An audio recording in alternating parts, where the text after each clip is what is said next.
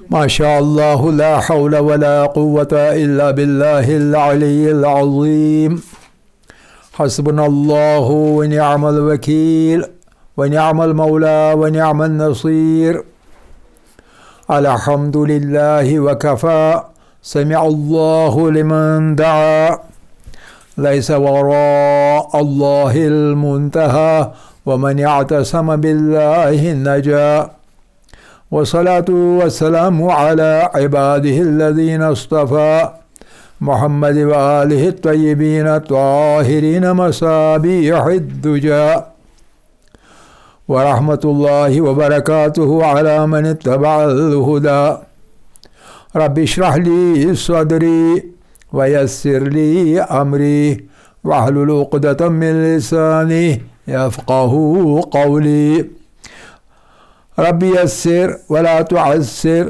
وتمم بالخیر آمین یا رب العالمین۔ عزیزان گرامی، احکام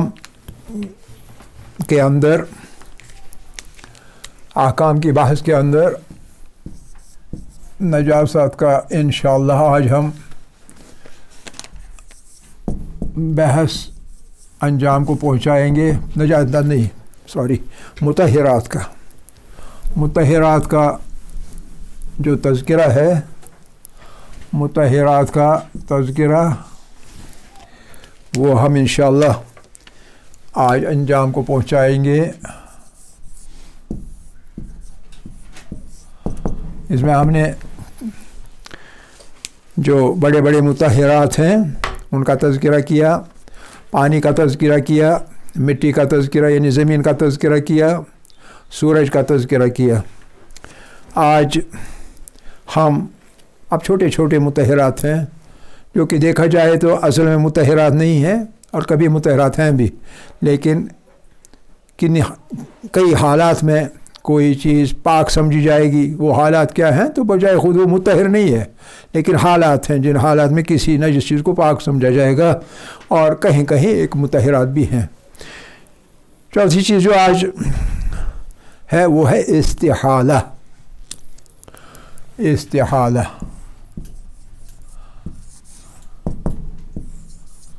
استحالہ استحالہ کا کیا مطلب ہے؟ استحالہ کا مطلب ہے ایک حالت سے دوسری حالت میں تبدیل ہونا، حالت کا تغیر استحالہ کہلاتا ہے۔ حالت استحالہ یعنی حالت تب وجود میں آنا، ایک جنس سے چیز دوسری جنس میں تبدیل ہو جانا۔ جب کوئی نجس چیز اپنی جنس بدلتی ہے یا اس کی جنس ہم بدلتے ہیں، تغیر اس میں ہم لاتے ہیں یا خود بخود متغیر ہو جاتی ہے، تو وہ پاک ہو جاتی ہے۔ شرط کیا ہے؟ شرط ہے کہ جنس بدل جائے۔ اس میں شرط ہے کہ جنس بدل جائے۔ مثال اس کی کیا ہے؟ مثال اس کی یہ ہے، لکڑی ہے، لکڑی نجس ہو گئی، اس کا پاک کرنا ناممکن نہیں لیکن مشکل ہے۔ خیر، مشکل نظر میں رکھتے ہوئے ہم نے اسے پاک نہیں کیا، لیکن چاہے مجلس اسد ہوا یا گھر میں کوئی شادی بیاہ ہو گیا تو ہم نے آشپز کو لایا واز پورے سے، تو اس کو یہ لکڑی دے دی جلانے کے لیے، اور اسے ہم نے یہ نہیں کہا اس میں بہت لکڑی نجس ہے، یہ نہیں کہا، کیا پتہ ہمیں بھی یاد نہ رہا ہو، تو وہ جلاتا ہے اس لکڑی کو، اور ہمارا کام ہو جاتا ہے مہمانوں کو کھلانے کا پلانے کا، اور مہمان چلے جاتے ہیں یہ کہتے ہوئے کہ بخیل آدمی نے کیا تیار کیا تھا، کچھ کھلایا نہیں، بخیل تھا۔ ہماری تو کمر ٹوٹی ہوئی ہوتی ہے پیسے خرچ کرتے کرتے، لیکن وہ کہتا ہے بخیل نے کیا خرچ کیا تھا، کھلائے پلائے بنا ہم کو رخصت کر دیا۔ خیر، وہ جو کہے تو سو کہے، ہم اسے اس کی اپنے حال پر چھوڑیں گے، لیکن ہم دیکھیں گے شام کو جب آس پاس چیزیں جمع کرتا ہے اور چلا جاتا ہے تو ہمارے گھر کے اندر بوڑھی اماں نکلتی ہے اور یہ کوئلے جمع کرتی ہے، جو کوئلے بنے ہوئے ہوتے ہیں تو وہ کوئلے جمع کرتی ہے. تو کوئلے جب جمع کرتی ہے تو آ کے کہیں رکھتی ہے. جو چھوٹی بہو جو ہے وہ کہتی ہے اماں، بڑی اماں، یہ نجس تھی نا یہ لکڑی، تو یہ کوئلے کیوں جمع کر رہی ہے؟ تو بڑی امی بہرحال تجربہ کار ہوتی ہے، وہ کہتی ہے وہ تو لکڑی تھی، یہ تو کوئلہ ہے. تو جب لکڑی کوئلے میں بدل گئی، یہ نجس کہاں رہی، یہ تو پاک ہو گئی. اسی چیز کو استحالہ کہتے ہیں. آپ سمجھ گئے؟ لکڑی کی جنس بدل گئی جلنے جلانے سے. تو جب جنس بدل گئی تو جنس بدلنے سے، تغیر آ جانے سے، وہ نجس چیز جو ہے وہ پاک چیز میں تبدیل ہو گئی. نجس ایک چیز تھی، ایک جنس کی چیز تھی، اور جو چیز وہاں وجود میں آ گئی وہ نئی چیز ہے، نئے جنس کی چیز ہے، تو وہ پاک ہو جاتی ہے. آپ سمجھ رہے ہیں؟ اسی طرح سے کبھی آپ انگور کو ڈالتے ہیں ایک بڑے برتن میں اور اس کو ابالنا شروع کرتے ہیں، تو ابالتے ابالتے ابالتے ابالتے کسی نہ کسی سٹیج پر فرض کریں فقہ کے بعد وہ شراب میں تبدیل ہو جاتا ہے، فرض کریں، یہ میں مثال دے رہا ہوں. لیکن ایک وقت آتا ہے ایسا کہ یہی چیز کس چیز میں تب بدل جاتی ہے؟ سرکہ میں بدل جاتی ہے. جب سرکہ میں بدل جاتی ہے، سرکہ میں بدل جاتی ہے. انگور کا رس، انگور کا رس یہ تبدیل ہو جاتے ہیں سرکے میں، سرکہ میں تبدیل ہو جاتے ہیں. پہلے ایک چیز تھی، مجھے نے کہا نا اسے استعمال نہیں کرنا، پاک ہو نہ ہو لیکن پینا کھانا حرام ہے، تو لہذا اسے مزید گرمی دے دو اور یا ایک وقت کے لیے چھوڑ دو.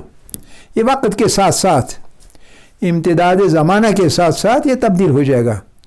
یہ انگور کا رس نہیں رہے گا، اس میں خاصیت بدل جائے گی اور یہ سرکہ بن جائے گا. اور یہ سرکہ بنے گا تو آپ نعمتیں میں جب پکاتے ہیں تو ان میں آپ اسے استعمال کریں گے، سرکے کو استعمال کریں گے. پہلے یہ ایک جنس تھا، پھر دوسری جنس بن گیا. اب یہ وہ جنس نہیں ہے، یہ مختلف ہے، پراپرٹیز میں بھی مختلف ہے، رنگ میں بھی مختلف ہے، ٹیسٹ میں مختلف ہے، اپنے ایفیکٹ میں مختلف ہے. تو اس لیے کہا جائے گا سرکہ اس جنس کی چیز نہیں ہے.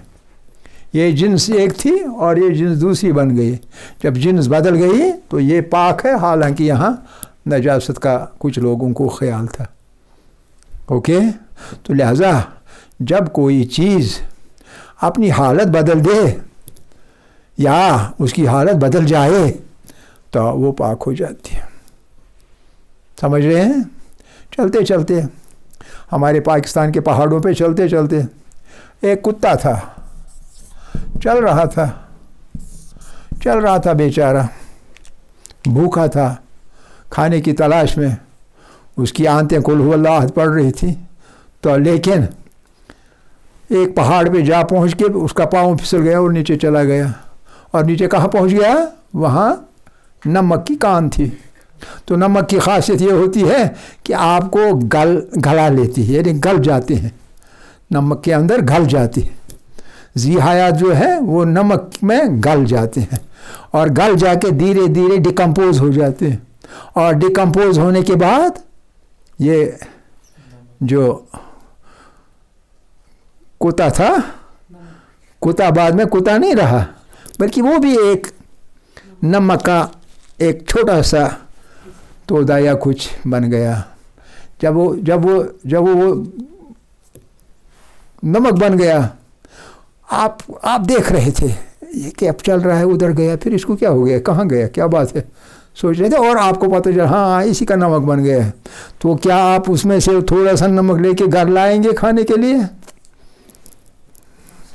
یہ کہتے ہیں مومن نہیں لائیں گے. آپ کیا کہتے ہیں؟ آپ کیا کہتے ہیں ابن الرضا؟ لائیں گے، کیونکہ جنس تبدیل ہو گئی، پاک ہو گیا. کتا ہو کے بھی پاک ہو گیا، جنس تبدیل ہو گیا. ٹھیک ہے؟ یہ استحالہ ہے. اور اس کے بعد دوسری چیز ہے انتقال.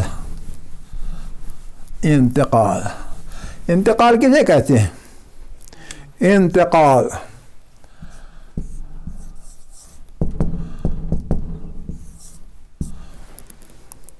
ہمارے پرائم منسٹر کا انتقال ہو گیا. کیا مطلب؟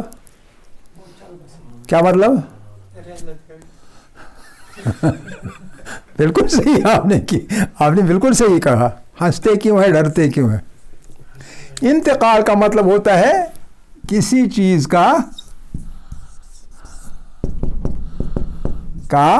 ایک جگہ سے دوسری جگہ منتقل ہو جانا، نقل مکانی کرنا، ایک جگہ سے دوسری جگہ منتقل ہونا.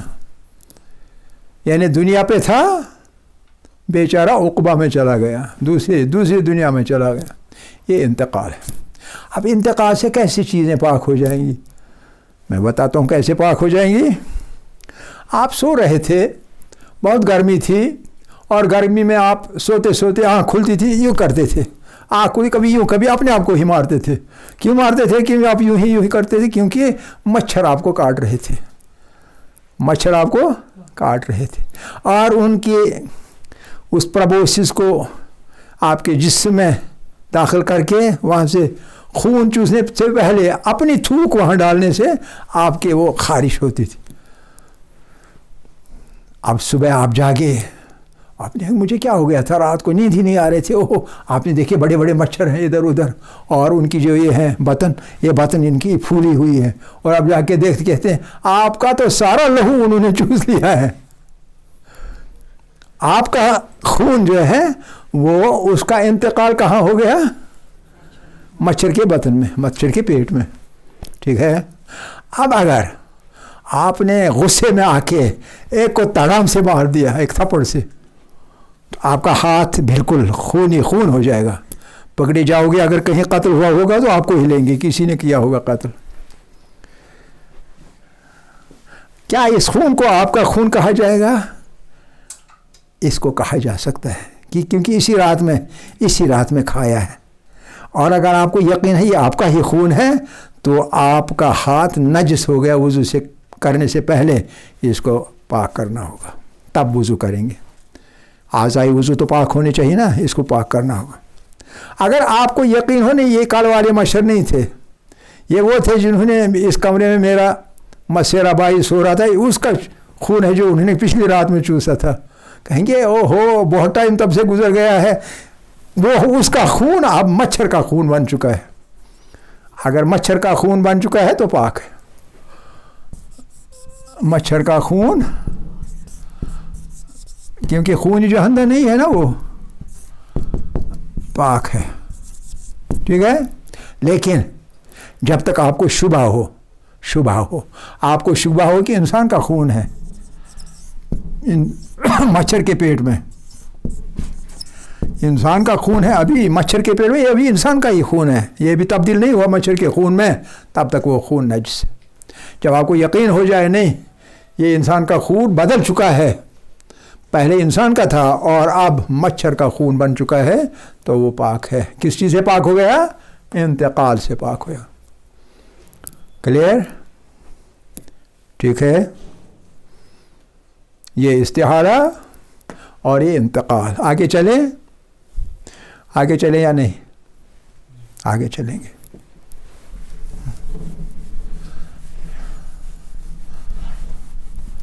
آگے چل کے ہم آئیں گے بہت بڑے متحرات میں سے ایک بہت بڑے متحر پر، اور وہ ہے اسلام. قولوا لا الہ الا اللہ تفلحوا. اسلام کا مطلب کیا ہے؟ اس کا مطلب ہے کلمہ شہادتین پڑھنا، شہادتین کا اقرار، شہادتین کا اقرار. ضروری نہیں ہے عربی میں ہی ہو سکتا ہے جو کافر ہے وہ کہے کہ مجھے یقین ہو گیا کہ اسلام ہی صحیح مذہب ہے، اب میں کلمہ پڑھنا چاہتا ہوں مگر مجھے عربی میں پڑھنا نہیں آئے گا، آپ کیا کہیں گے اس سے؟ آپ کہیں گے اس سے کوئی پرواہ نہیں، کہیے میں گواہی دیتا ہوں کہ اللہ ایک ہے، اللہ سب کا مالک اور خالق ہے، اور محمد صلی اللہ علیہ وسلم ان کے رسول۔ وہ اپنی زبان میں کہے گا، پنجابی میں کہا، ہندی میں کہا، انگریزی میں کہا، جو بھی اس کی اپنی بھاشا ہوگی اس بھاشا میں اس نے اقرار کیا۔ اب تک وہ نجس تھا، کافر نجس، کافر نے شہادتین کا اقرار کیا، پاک ہو گیا، اور خود ہی پاک نہیں ہوا، خود ہی پاک نہیں ہوا، ایک تو خود پاک ہو گیا، اپنے بچوں وغیرہ کنبے کے ساتھ ہی سب کے سب پاک ہو گئے، کس چیز سے؟ شہادتین کے اقرار سے۔ سمجھ آ گئی بات؟ آپ کی سمجھ نہیں آ رہی؟ ہاں، کس کے بغیر؟ کلمہ تو غسل ہی ہے نا، کلمہ تو روح کا غسل ہے، جب روح کا غسل ہو گیا بدن پاک ہو گیا، مسئلہ ختم۔ اب وہ وضو کر کے نماز پڑھے گا، ہاں اگر مر جاتا تو اسے غسل دینا تھا، غسل میت کا واجب تھا، لیکن زندہ ہے بیچارہ، اسے غسل دینے کی کیا ضرورت ہے؟ ہاں جی، آپ کو کس نے یہ کہا کہ غسل کی ضرورت ہوتی ہے اسلام لانے سے پہلے؟ اگر اس کی نجاست کی تطہیر یہ ہے نا، اس کے نجس ہونے کی تطہیر اسلام ہے۔ کہتے ہیں ہاں، جب روح کی تطہیر ہو گئی بدن کی خود بخود ہو جاتی ہے، کیونکہ اصل چیز روح ہے، بدن اصل چیز نہیں ہے۔ وہ نجس کس چیز کی وجہ سے؟ کیا اس نے نجاست میں دھویا ہے اپنے آپ کو؟ نجاست میں ڈوبکی ماری ہے کیا؟ کہیے نہیں، تو پھر کس وجہ سے نجس ہے؟ کیونکہ وہ ایک خدا اور رسول، اس کے رسول صلی اللہ علیہ وسلم کو نہیں مانتا ہے، اب اس نے مان لیا تو لڑائی ختم ہو گئی۔ آپ کیوں یہ لڑائی جاری رکھنا چاہتے ہیں؟ ہاں جی، نہیں یہ سب پاک ہو گیا، کلمہ پڑھ لیا پاک ہو گیا۔ آپ اس پہ آپ کو کہنا چاہیے تھا اس نے تو پڑھ لیا، گھر والے کیسے پاک ہو گئے، یہ آپ نے نہیں کہا، اصل سوال نہیں پوچھا۔ اچھا، وہ اصل سوال وہ اب 7واں ہے، اور وہ 7واں ہے، 7واں مطہر ہے تبعیت۔ تبعیت کا مطلب کیا ہوتا ہے؟ تبعیت کا مطلب ہوتا ہے کسی حکم میں تابع ہونا، تابع ہونا، کسی حکم میں تابع ہونا۔ کس حکم میں تابع ہونا کا مطلب ہے؟ غور سے سمجھیے، ایک یونٹ ہے، ایک سچویشن ہے، اس سچویشن میں بہت سارے اس کے پارٹس ہیں، ایک ہول ہے، کچھ پارٹس ہیں۔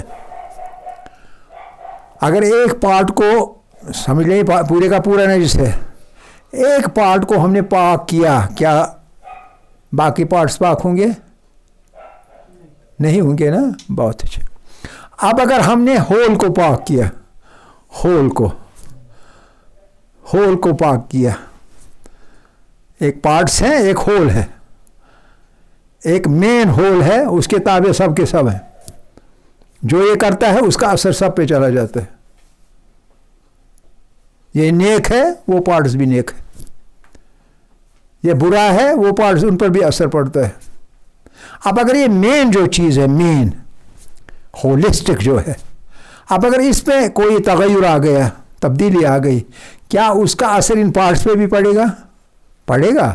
عقل یہی کہتی ہے۔ اور اسی وجہ سے جب ایک میت ہو جاتی ہے تو آپ غسالہ کو ڈھونڈتے ہیں اور غسل میت دیتے ہیں، اور چونکہ نجس ہے تو اسے ایک تختے پر لٹاتے ہیں، اور تختے پر لٹانے کے بعد جو اس پہ پانی ڈالتے ہیں تختہ بھی نجس ہو جاتا ہے نا۔ نجس چیز کس کے ساتھ ملاقات کی؟ تختے کے ساتھ، تو تختہ بھی نجس ہو گیا، ٹھیک ہے۔ لیکن میت دھوتے پہلا غسل، پھر دوسرا غسل اور پھر تیسرا غسل، 3 غسل دینے کے بعد میت کیا ہو گئی؟ پاک ہو گئی۔ تو عقل کیا کہتی ہے؟ یہ میت اتنی دیر تک اس میت کے تابع وہ تختہ بھی تھا نا، تو جب میت پاک ہو گئی جو چیزیں اس کے تابع تھیں وہ بھی خود بخود پاک ہو گئی نا کہ نہیں؟ یہی طبیعت کہلاتی ہے۔ اور اسی طرح سے گھر کا جو ہے، گھر کا خانہ دار، گھر کا مالک، تو گھر کے مالک کا جو مذہب ہے وہی سب کا ہوتا ہے، یہ ہمیشہ سے چلا آتا ہے۔ ہم مسلمان کیسے ہیں؟ ہم مسلمان کیا تحقیق کر کے مسلمان بنے ہیں؟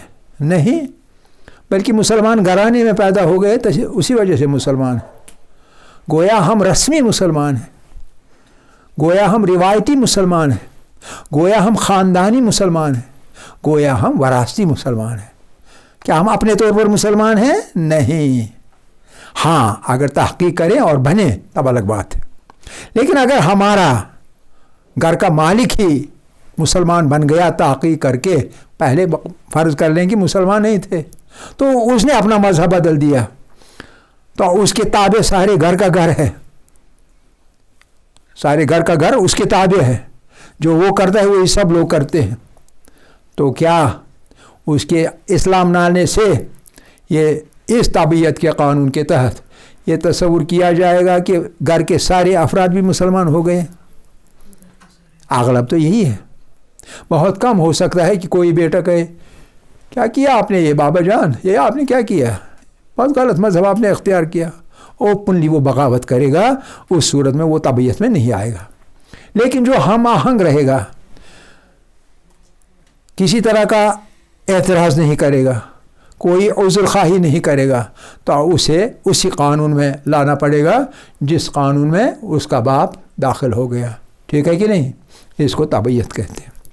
اور اس کے آگے بالکل سیدھی چیز ہے، سیدھی بات ہے، یہ اب بالکل عام سی باتیں ہیں۔ یہ چیز نجس ہے، یہ چیز نجس ہے۔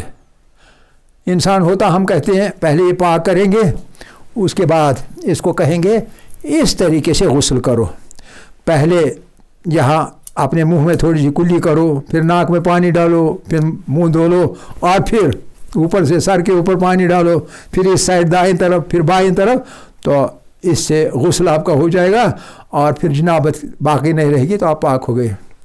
لیکن انسان نہیں ہے نا، یہ چیز ہے، اس چیز پہ نجاست لگ جائے گی، نجاست دھو لیں گے، دور کریں گے تو پاک ہو گیا یا نہیں؟ پاک ہو گیا۔ گویا نجاست کا ازالہ، نجاست کا ازالہ کرنا مطہر ہے بجائے خود۔ کہاں کہاں مطہر ہے یہ پتہ ہے ہمیں، کن کن صورتوں میں۔ مثال کے طور پر ایک جانور ہے، اس جانور کو لگ گئی نجاست، وہ نجاست دور کی تو نجاست دور کرنے سے ہی وہ پاک ہو جائے گا، حلال گو جانور ہے، پاک ہو جائے گا۔ ٹھیک ہے کہ نہیں؟ تو ازالہ نجاست پاکی کی علامت ہے۔ اسی طرح سے فرض کر لیں آپ کے فرش پر نجس دھول گر گئی، آپ کے باہر سبزہ ہے، نجس دھول گھوم رہی ہے، اڑ رہی ہے، اور وہ دھول اس پہ بیٹھ گئی، تو اس کو کیا وہ ایک بلوور لے کے اس کو دور کر کے وہ پاک نہیں ہوگا؟ تو جب ظاہر طور پر جو عین نجاست ہے اس کو دور کیا جائے گا، اس کا ازالہ کیا جائے گا، وہ چیز خود بخود پاک ہو جاتی ہے۔ الا اگر دو میں سے ایک چیز گیلی ہوگی تب زیادہ اچھی طرح سے صاف کرنا پڑے گا، سرسری صفائی نہیں چلے گی، ورنہ سرسری طور پر ازالہ نجاست کا ہو گیا، پاک ہو گیا۔ ٹھیک ہے کہ نہیں؟ اور آخری چیز جو ہے اور وہ ہے استبرا، آخری نہیں، آخری سے پہلے والا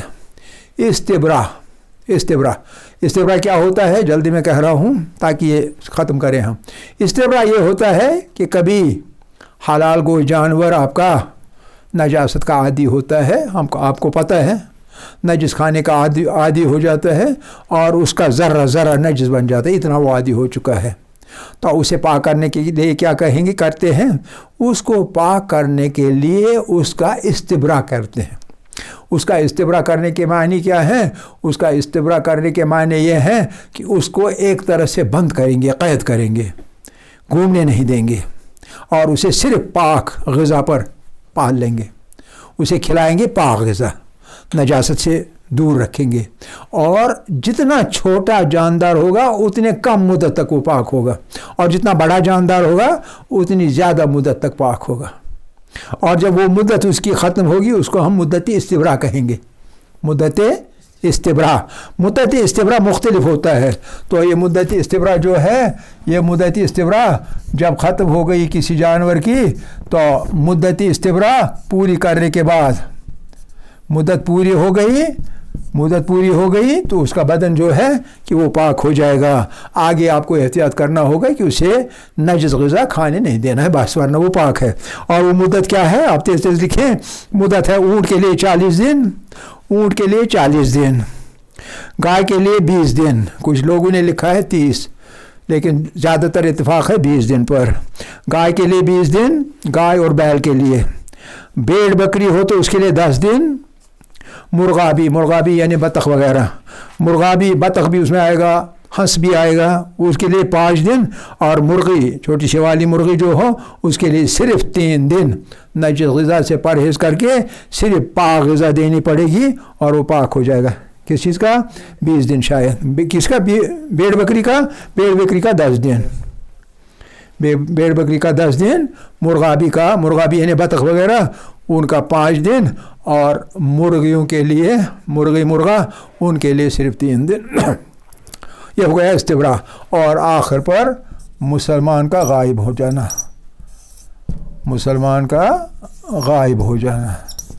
یہ کیا ہوتا ہے؟ مسلمان کا غائب ہو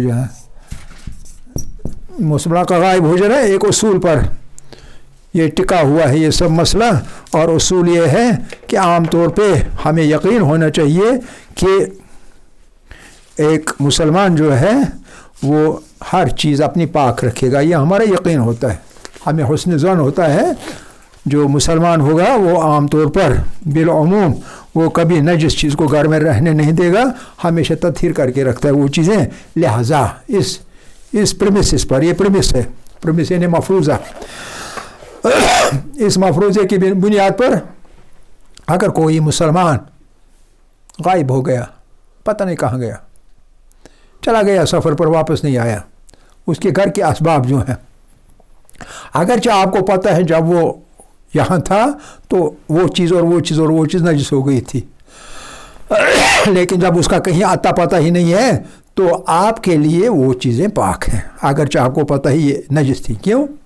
کیونکہ آپ کا یقین ہے وہ جب گھر سے چلا گیا تو وہ ان چیزوں کی تطہیر کے بغیر نہیں جا سکتا ہے، کیونکہ مسلمان ہے، لہٰذا اس بنیاد پر ان چیزوں کو ہم پاک تصور کریں گے۔ ٹھیک ہے، یہ ہے غائب ہونا۔ وآخر دعوانا ان الحمد للہ رب العالمین۔